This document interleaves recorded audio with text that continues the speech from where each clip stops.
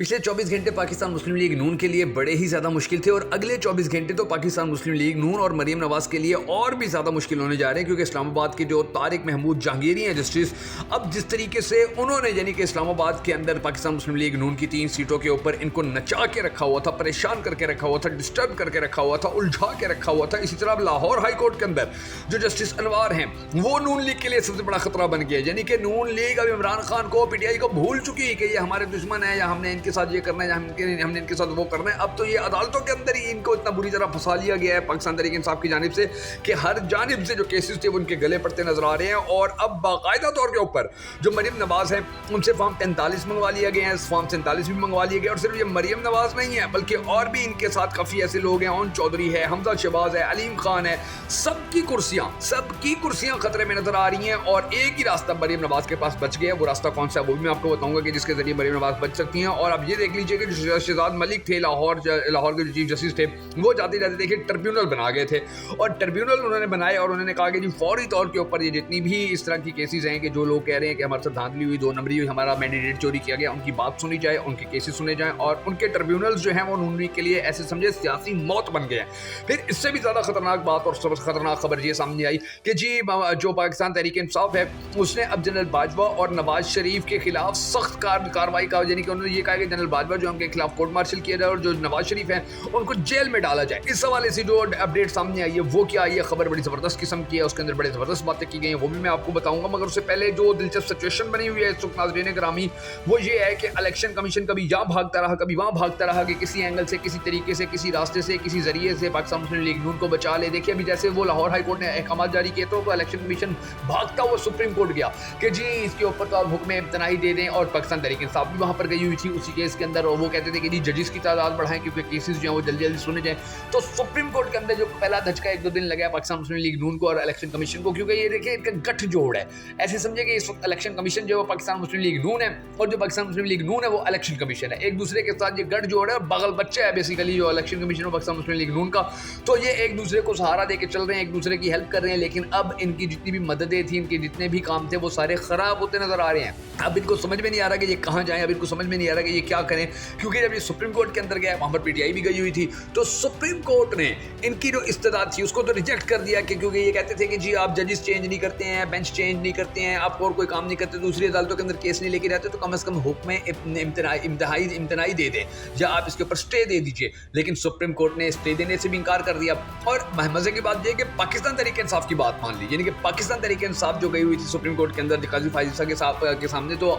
काजी साहब ने कहा जी ठीक है हम जजेस की तादाद भी बढ़ा देंगे। तो ये सबसे बड़ा धचका था इनके लिए। फिर उसके बाद आप ये देख लीजिए नाज़रीन ग्रामी कि अब 3 रुकनी, यानी कि सुप्रीम कोर्ट ने 3 जो मामला था 3 रुकनी कमेटी को भेज दिया है। और जस्टिस अनवार हुसैन जो हैं वो PP 159, 165 और NA 128, NA 117, NA 126, इसके अलावा 1-2 और हल्के वो सारे खोल के बैठ गए हैं जस्टिस अनवार हुसैन, और उनके सामने ये सारी चीज़ें लगी हुई हैं। और पहला केस ही आलिया हमजा का लगा, आलिया हमजा का पहला केस लगा। और आलिया हमजा कहती हैं कि हमजा शहबाज के खिलाफ मुझे 5000 वोटों से हराया गया और 10,000 वोट रिजेक्ट किए गए थे। अब अंदाज़ा लगा लीजिए कि किसी भी हल्के के अंदर 10,000 वोटों को रिजेक्ट कर देना और 5,000 की लीड से किसी बंदे का हार जाना या किसी बंदे का 5,000 वोटों की शिकस्त से, यानी कि कमी से शिकस्त खा जाना, ये बड़ी अहमियत का हामिल होता है उस मकाम के ऊपर कि जहाँ 10,000 वोट जो हैं उनको ये कह दिया गया हो कि ये तो रिजेक्टेड हैं, ये तो 2 नंबर तो ख़राब हो गए थे, तो गलत हो गए थे। तो अब आलिया हमजा जो है वो जिस तरीके से अब गई हुई है हमजा शहबाज के खिलाफ, अब बहुत जल्द आप देखेंगे कि वहाँ पर भी जो गेम है वो बड़ी इसके खिलाफ, हमजा शहबाज के खिलाफ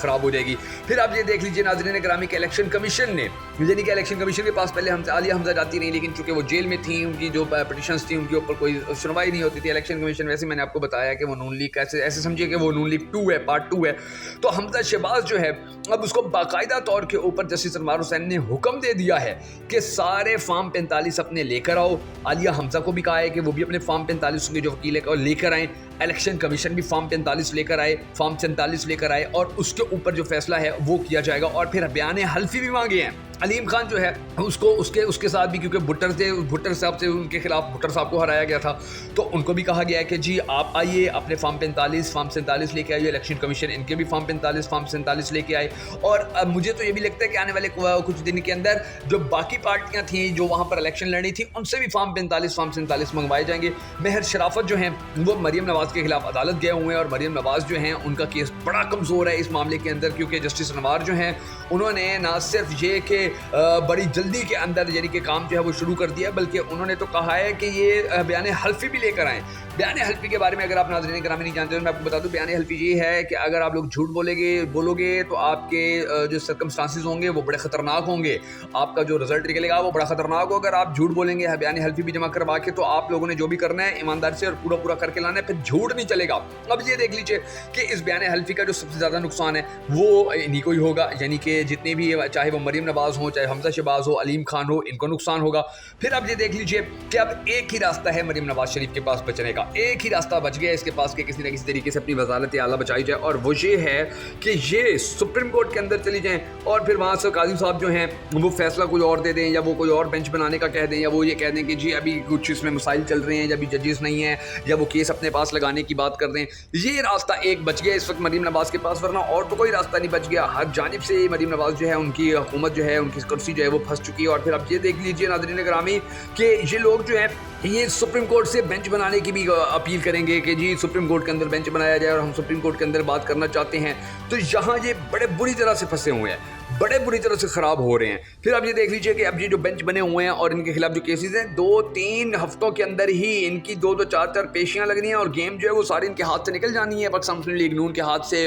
علیم خان کے ہاتھ سے، حمزہ شہباز کے ہاتھ سے، اور ان کو جو کرسیاں ہیں وہ ان کے ہاتھ سے نکل جانی ہیں۔ وہ ان کے یعنی کہ اب آپ دیکھ لیجئے کہ بہت جلد جو علیم خان جیتے ہوئے ہیں ان کی جیت بھی شکست میں تبدیل ہو جائے گی۔ پھر آپ یہ دیکھ لیجئے کہ مریم نواز کے ساتھ بھی یہ ہوگا، حمزہ شہباز کے ساتھ بھی یہ ہوگا۔ اسلام آباد کے اندر 3 سیٹیں جو ہیں اسلام آباد کی، وہ وہاں پر یہ پہلے لوگ یہ پھنسے ہوئے ہیں بڑی بری طرح، وہاں پر جو حالات ہیں ان کے لیے وہ بڑے خراب ہوتے چلے جا رہے ہیں۔ تو جو معاملات تھے وہ اب آہستہ آہستہ ان کے بارے میں بڑے گھمبیر ہو گئے ہیں۔ اچھا پھر اب دوسری جانب یہ دیکھ لیجئے کہ جو جنرل باجوہ ہیں ان کے کورٹ مارشل کا مطالبہ کر دیا ہے پاکستان تحریک انصاف نے۔ اس کے علاوہ جو نون لیگ کے یعنی کہ پاکستان جو نواز شریف تھے ان کے خلاف بھی یہ بات کر دی ہے۔ خبر جو سامنے آئی وہ میں آپ کو بتا دیتا ہوں تاکہ آپ کو اندازہ ہو جائے کہ پاکستان تحریک انصاف اب ان دونوں کے خلاف کیا کچھ کرنے جا رہی ہے۔ اب یہ خبر جو سامنے آئی اس کے مطابق مریم نواز کے سابق ترجمان اور گورنر سندھ محمد زبیر کے نجی ٹیلی ویژن کو دیے گئے انٹرویو کے معاملے پر پاکستان تحریک انصاف یعنی پی ٹی آئی نے بطور آرمی چیف اپنے حلف سے روگردانی کرنے اور عدالتی سزا یافتہ نواز شریف سے مل کر منتخب آئینی اور جمہوری حکومت کے خلاف سازشیں کرنے پر جنرل ریٹائرڈ قمر جاوید باجوہ کو کٹہرے میں کھڑا کرنے کا مطالبہ کر دیا۔ تحریک انصاف کے مرکزی میڈیا ڈپارٹمنٹ کی جانب سے جاری کردہ اہم بیان کے مطابق پی ٹی آئی نے افواج پاکستان کو براہ راست سیاست میں ملوث کرنے، فوج کی ساکھ اور ملکی سلامتی کو خطرے میں ڈالنے پر جنرل ریٹائرڈ قمر جاوید باجوہ کے کورٹ مارشل کا مطالبہ کیا اور جمہوریت اور عوام کی منتخب حکومت کے خلاف سازش میں جنرل ریٹائرڈ قمر جاوید باجوہ کی معاونت کرنے پر نون لیگ کے سربراہ میاں نواز شریف کو بھی شامل تفتیش کرنے کی ضرورت پر زور دیا ہے۔ ترجمان پاکستان تحریک انصاف رؤوف حسن نے کہا کہ ثابت ہو گیا کہ جاتی امراء کے قزاق آئین، قانون، جمہوریت اور عوام کے ووٹ کی حرمت کے خلاف رچائی جانے والی ہر سازش کے مرکزی کردار ہیں۔ جنرل ریٹائرڈ قمر جاوید باجوہ ہر لحاظ سے قومی مجرم ہے جس نے اپنے ذاتی مفاد کے لیے بحیثیت ادارہ، فوج، ملک کے آئین اور جمہوریت کو داؤ پر لگایا۔ رجیم چینج سازش سے لے کر اب تک سامنے آنے والے تمام شواہد اور شہادتیں جنرل ریٹائرڈ قمر جاوید باجوہ کے گھناؤنے کردار پر سوالیہ نشان چھوڑ رہے ہیں۔ ایک کے بعد دوسری شہادت یہ واضح کر رہی ہے کہ جنرل ریٹائرڈ قمر جاوید باجوہ ملک کو درپیش سیاسی، آئینی، جمہوری، معاشی اور انتظامی بحران کا براہ راست ذمہ دار ہے۔ واشنگٹن میں پاکستانی سفیر کے بھجوائے گئے سائفر کے متن، منتخب جمہوری حکومت کا تختہ الٹنے کی سازش اور اس سے جڑے واقعات کے بعد مریم نواز کے ترجمان کی شہادت جنرل ریٹائرڈ قمر جاوید باجوہ کے غیر آئینی، غیر قانونی اور خلاف منصب عزائم پر مہر تصدیق ثبت کرتے ہیں۔ انہوں نے کہا کہ مریم نواز کے ترجمان کی شہادت نے رجیم چینج سازش کے اہداف، طریقہ کار اور اس میں ملوث کرداروں کو قوم اور تاریخ کے روبرو برہنہ کھڑا کر دیا ہے۔ محمد زبیر نے میاں شریف مرحوم کی اولاد کی آئین، قانون، جمہوریت اور عوام سے وابستگی کی حقیقت بھی ایک اور پہلو سے قوم پر آشکار کر دی ہے۔ تبدیلی سرکار کی سازش کا نشانہ بننے والے عوام کے منتخب وزیر اعظم عمران خان سائفر اور رجیم چینج آپریشن کے اعلیٰ سطح عدالتی تحقیقات کا مطالبہ تسلسل سے دہراتے آئے ہیں۔ جنرل ریٹائرڈ قمر جاوید باجوہ اور نواز شریف سمیت رجیم چینج کے تمام مکروہ کرداروں نے ان تحقیقات کی راہ روکنے کے لیے ہر ممکن ریاستی قوت اور وسائل استعمال کیے۔ لازم ہے کہ مشرقی پاکستان کی المناک سقوط کے بعد ملک و قوم کے خلاف ایک سابق آرمی چیف اور عدالتی سزا یافتہ مجرموں کو گھناؤنے کردار، ان کے حقیقی عزائم اور ملک پر، قوم پر ان کے تباہ کن اثرات کی تمام پہلوؤں سے قابل بھروسہ تحقیقات کی جائیں۔ رؤوف حسن نے کہا کہ chief justice of Pakistan Maryam Nawaz کے ترجمان محمد زبیر کے بیان کا از خود نوٹس لیں اور ملک کی دستوری اور جمہوری تاریخ کے شرمناک باب کی مفصل اور بے لاگ تحقیقات کے ذریعے جنرل ریٹائرڈ قمر جاوید باجوہ، نواز شریف اور ان کے ساتھی مجرموں کو کڑے سے محاسبے کا بیڑا اٹھائے۔ تحریک انصاف ان قومی مجرموں سے کسی قسم کی ساز باز کرے گی، نہ ہی انہیں اپنے حقیقی انجام سے فرار کی کوششوں میں کامیاب ہونے دے گی۔ اندازہ لگا لیجیے کہ حالات جو ہیں وہ نون لیگ کے لیے کتنے زیادہ خراب ہو چکے ہیں۔ اب دیکھنا یہ کہ آنے والا وقت نون لیگ کے لیے مزید کتنا خراب ہوتا ہے۔ اگر آپ کو ہماری یہ ویڈیو پسند آئی ہو تو اس ویڈیو کو سپورٹ کرنے کے لیے اس کو لازمی لائک اور شیئر کر دیجیے گا۔